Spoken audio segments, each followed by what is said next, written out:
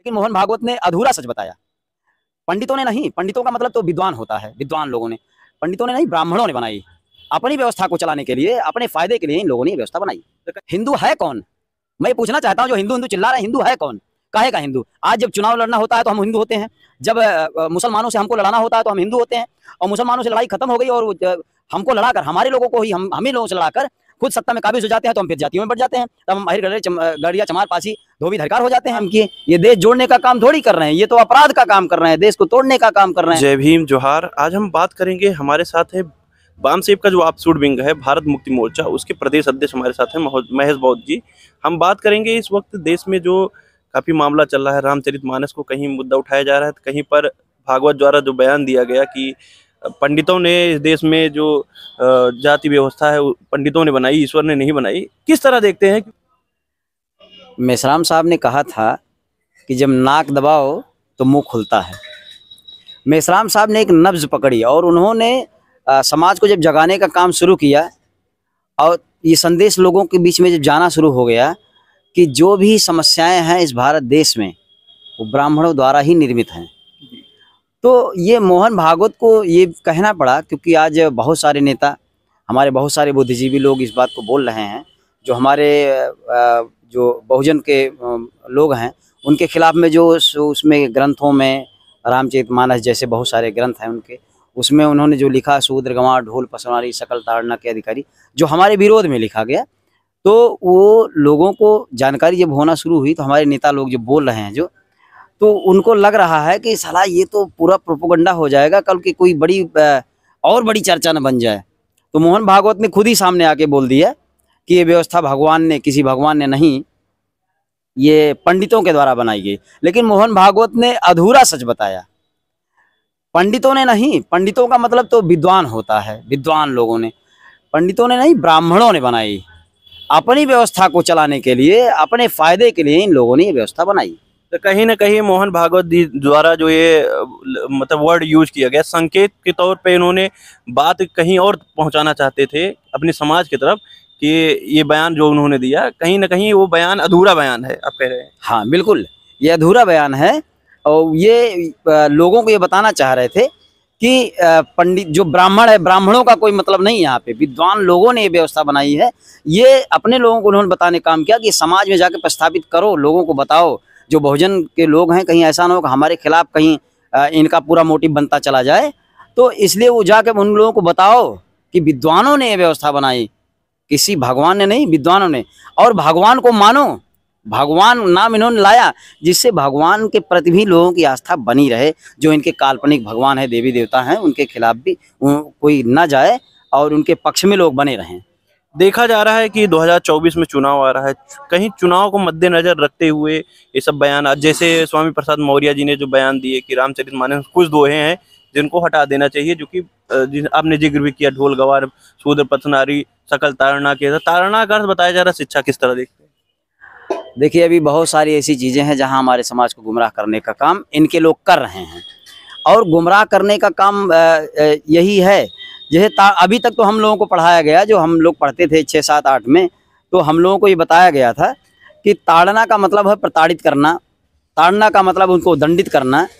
और अगर जब आप आज हमारे समाज के लोग जानना शुरू कर रहे हैं ताड़ना का मतलब ये होता है, तो ये लोग गुमराह करने के लिए ताड़ना का अर्थ जो है शिक्षा से लगा रहे हैं। तो ये बिल्कुल गुमराह करने वाला मामला है और कोई मामला नहीं। देश में आए दिन हिंदू राष्ट्र की मांग चल रही है, ये भी कहा जा रहा है कि 2025 में आरएसएस को 100 साल पूरे हो जाएंगे, और जो हिंदू राष्ट्र की परिकल्पना है लोग कर रहे हैं कि हिंदू राष्ट्र में ओबीसी, एससी, एसटी की जगह कहाँ पर होगी। क्या हिंदू राष्ट्र मतलब क्या है? हिंदू राष्ट्र का मतलब है कि ब्राह्मण राष्ट्र, ब्राह्मणों की व्यवस्था, पूरी तरह से ब्राह्मणों की व्यवस्था, जहां पर ब्राह्मण सर्व अधिकार संपन्न होगा। बाकी सभी लोगों को कर्तव्य दिया गया था। जो कर्तव्य दिया गया था वो जातियों के हिसाब से दिया गया। पहले जातियां बनाई इन लोगों ने, जातियां बनाकर उनको वही कर्तव्य दिया गया, अधिकार नहीं। अगर हिंदू राष्ट्र बनता है, वैसे बन नहीं पाएगा, क्योंकि अभी हमारे बहुत सारे लोग जो बहुजन समाज के हों जागृत हो गए हैं, उन्हें बोलना भी आ गया है, वो लोगों के बीच में जाकर बताना भी शुरू कर दिए हैं, और संघर्ष भी होगा इसके लिए अगर ऐसा हुआ तो। हिंदू राष्ट्र का मतलब ये होता है ब्राह्मण तंत्र, पूरी तरह से ब्राह्मण व्यवस्था। उसमें सारे लोग, जो ब्राह्मण उसको सारा अधिकार होगा, बाकी सारे लोग अपना जातीय पेशा करने को मजबूर होंगे। उसमें बहुजनों का शोषण होगा। वहाँ संविधान मतलब कुछ भी नहीं होगा, वो मनु की व्यवस्था लागू होगी, वो है हिंदू राष्ट्र। लेकिन ये कहा जा रहा है जैसे व्यवस्था चल रही है वैसे ही, लेकिन इस देश को हिंदू राष्ट्र घोषित किया जाएगा। हिंदू राष्ट्र मतलब हिंदुओं की संख्या ज्यादा है, इसलिए इस देश को हिंदू राष्ट्र बने। इसमें गलत क्या है? हिंदू है कौन? मैं ये पूछना चाहता हूँ, जो हिंदू हिंदू चिल्ला रहे हैं, हिंदू है कौन? काहे का हिंदू? आज जब चुनाव लड़ना होता है तो हम हिंदू होते हैं, जब मुसलमानों से हमको लड़ाना होता है तो हम हिंदू होते हैं, और मुसलमानों से लड़ाई खत्म हो गई और हमको लड़ाकर, हमारे लोगों को ही हम ही लोगों से लड़ाकर खुद सत्ता में काबिज हो जाते हैं, तो हम फिर जातियों में बढ़ जाते हैं। तब हम अहिर गड़िया चमार पासी धोबी धरकार हो जाते हैं। हिंदू है कहाँ? हिंदू कुछ नहीं है। हिंदू सिर्फ बेवकूफ़ बनाने के लिए इन्होंने हम लोगों को कहा। वो वैसे भी हिंदू फारसी शब्द का एक फारसी भाषा का एक शब्द है, जिसका अर्थ ही जो है काफिर होता है, चोर होता है, लुटेरा होता है। तो कौन बनना चाहेगा हिंदू? सर देखा गया कि एक बयान मेश्राम साहब द्वारा दिया गया कि जब तक बामसेफ इस देश में संगठन है, बामसेफ जैसी बड़ी ताकत है, तब तक इस देश को हिंदू राष्ट्र नहीं बनाया जा सकता। क्या कहते हैं इस पे आप? माननीय वामन मेश्राम साहब इस देश के बहुजनों की जो लड़ाई है वो लड़ रहे हैं, और जब तक वो हैं, उन्होंने सही कहा, जब तक वो हैं तब तक इस देश को हिंदू राष्ट्र तो छोड़िए, उनकी हिम्मत नहीं है कि ऐसा कुछ कर जाएंगे। और अगर ऐसा हुआ तो बहुत बड़ा आंदोलन होगा, और ऐसा बड़ा आंदोलन होगा कि उसके बाद इनकी सारी व्यवस्था ही समाप्त हो जाएगी। जो इस देश में जो तथाकथित बाबा लोग हैं वो आए दिन बयान देते रहते हैं कि जिसे आप जैसे लोग बोल रहे हैं, कहते हैं आप लोगों का सर कलम कर देना चाहिए। हम जैसे पत्रकार जो सच्चाई दिखा रहे हैं बहुजन समाज की लोगों की, उनको लोग अलग तरीके से देखते हैं, कहते हैं नक्सलवादी हैं, अर्बन नक्सली बाहर से पैसा ले रहे हैं, जबकि राष्ट्रवादी सरकार है। ये लोग लोगों को गुमराह करने का काम करते हैं। किस तरह देखते हैं? मेरी समझ से जो बाबा हैं, आज के तथाकथित जो बाबा हैं, वो एक तरह से अपराधी हैं, क्योंकि बाबाओं का ये शब्द नहीं होना चाहिए, ये शब्द होता ही नहीं है। उनका शब्द होना चाहिए सद्भाव का, प्रेम का, लेकिन उनका सद्भाव प्रेम का नहीं है। उनका जो आपराधिक शब्द है, उनका हत्या बोल रहे हैं कि सर धड़ से अलग करके लाओ, सर 21 लाख रुपया देंगे।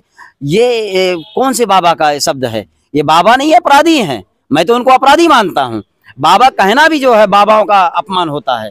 बहुत सारे ऐसे महात्मा हैं जो भारत में सद्भाव पैदा किए, भाईचारा पैदा किए, देश को जोड़ने का काम किए। ये देश जोड़ने का काम थोड़ी कर रहे हैं, ये तो अपराध का काम कर रहे हैं, देश को तोड़ने का काम कर रहे हैं। तो ये मार्केट में एक नए बाबा हैं धीरेन्द्र शास्त्री जी, बागेश्वर धाम वाले। वो देखा जा रहा है कि वो इनडायरेक्टली कहीं ना कहीं बीजेपी के द्वारा उनको लगाया गया, लोग कह रहे हैं, और समाज में प्रचार कर रहे हैं हिंदुत्ववादी विचारों का, और हिंदू राष्ट्र की वो भी मांग कर रहे हैं। क्या कहते हैं आप धीरेन्द्र शास्त्री के बारे में? देखिए, धीरेन्द्र शास्त्री जैसे बहुत सारे बाबा लगाए गए हैं। आरएसएस की बहुत सारी ऐसी विंग हैं जो धर्म के नाम पर लोगों को गुमराह करने का काम कर रही हैं, अंधविश्वास फैलाने का काम कर रही हैं, लोगों का शोषण कर रही हैं। भारत में भारतीय संविधान लागू ना हो इसके लिए ऐसा माहौल बना रही हैं, पूरी तरह से वो समाप्त। तो ऐसे बहुत सारे बाबा हैं, धीरेन्द्र शास्त्री ही नहीं है, बहुत सारे ऐसे बाबा हैं जो आरएसएस के द्वारा लगाए गए हैं। और हमारा समाज जो बहुजन समाज है वो धार्मिक है, वो आस्तिक है, वो आस्थावान है। उसे बहुत सारा चीज़ जो है उसको लगता है कि नहीं, देवी देवताओं से ही कल्याण होने वाला है, भगवानों से कल्याण होने वाला है। अरे मैं उनको बताना चाहता हूँ, उनसे पूछना चाहता हूँ कि जब डॉक्टर बाबा साहब अम्बेडकर का संविधान नहीं था, तब आपके बाबा, तब भगवान, देवी देवता तब कहाँ थे? तब तो कोई नहीं आया। संविधान ने ही आपको मनुष्य बनाया, संविधान ने ही आपको हक अधिकार दिया समाज में, देश में मुख्य धारा से जुड़ने के लिए, और आप कौन से भगवान की बात करते हो? तो ऐसा कुछ नहीं है। उन लोगों ने सिर्फ ये लगाया है, आरएसएस के द्वारा लगाई गई बहुत सारी ऐसी टीमें हैं जो धर्म के नाम पे लोगों को गुमराह करने का काम कर रही हैं। बहुजन समाज को क्या संदेश देना चाहते हैं इन तमाम विषयों पर जो देश में इसमें चल रहे हैं? उन विषयों पर आप बहुजन समाज को क्या संदेश देना चाहते हैं? मैं अपने बहुजन समाज को संदेश देना चाहता हूँ कि जो भी ये चल रहे हैं इसको किनारे करते हुए जो अपने हक अधिकार की लड़ाई है उसको लड़ने का आप लोग काम करें। जो संविधान समाप्त करने की बात चल रही है, हमारा प्रतिनिधित्व समाप्त करने की बात चल रही है, हमारे लोगों का जो अधिकार है उसका पूरी तरह से खात्मा करने की बात चल रही है, और जाति अध्ययन जनगणना की बात करनी चाहिए हमको। हमारे लोगों को ईवीएम के विरोध में आना चाहिए जिससे बहुजनों की सत्ता है। हम बहुजन समाज को चाहेंगे कि इस पचड़े में न पड़ते हुए अपने हक अधिकार के लिए लड़ें और अपने हक अधिकार के लिए समाज को जागृत करने का काम करें। बहुत बहुत धन्यवाद सर। Thank you. हमारे साथ थे भारत मुक्ति मोर्चा के प्रदेश अध्यक्ष महेश बौद्ध जी, जिन्होंने साफ तौर पर अपनी बातें रखी। उन्होंने बताया कि जो हिंदू राष्ट्र है इसका इनडायरेक्टली कहीं ना कहीं ब्राह्मण राष्ट्र बनाने की कोशिश की जा रही है। इन तमाम विषयों को आप कैसे देखते हैं? अगर आपको वीडियो अच्छा लगा तो वीडियो को लाइक करें, और चैनल को सब्सक्राइब नहीं किया तो चैनल को सब्सक्राइब करें, और वीडियो को ज़्यादा से ज़्यादा